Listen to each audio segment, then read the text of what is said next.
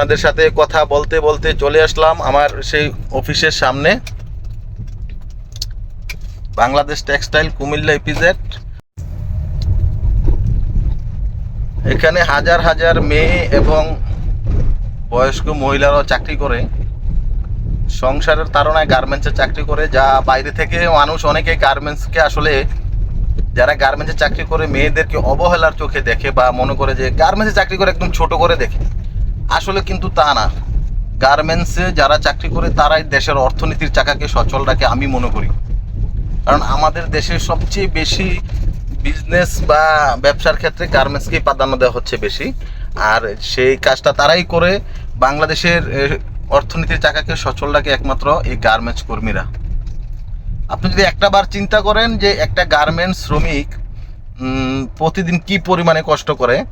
এরা ভোরবেলা ঘুম থেকে উঠে আগে পাক করে, পাক শাক রান্নাবান্না শেষ করার পরে এরা নিজেরা খায় এবং দুপুরের খাবারের জন্য এরা খাবার নিয়ে চলে আসে সেই অফিসে আসলে প্রতিদিন এরা 2 থেকে 3 কিলোমিটার শুধু নিজে হেঁটে হেঁটে অফিসে যায় এবং অফিস থেকে বের হয়। এখন বিকেল 5টা বাজে অনেকের ছুটি হয়, 7টা বাজে ছুটি হয়, 9টা বাজেও ছুটি হয়।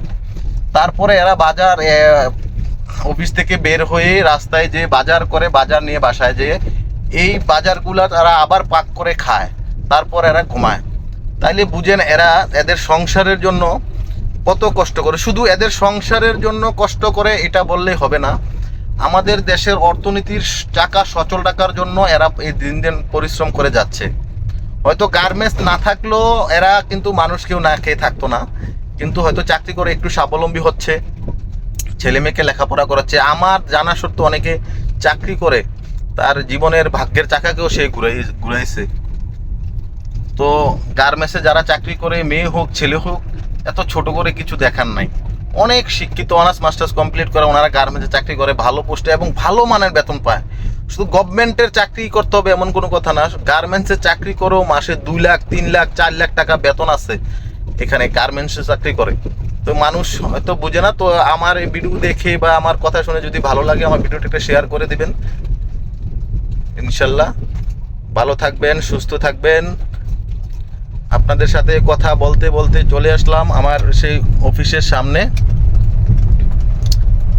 Bangladesh textile Comilla EPZ. তো আপনারা ভালো থাকবেন, সুস্থ থাকবেন।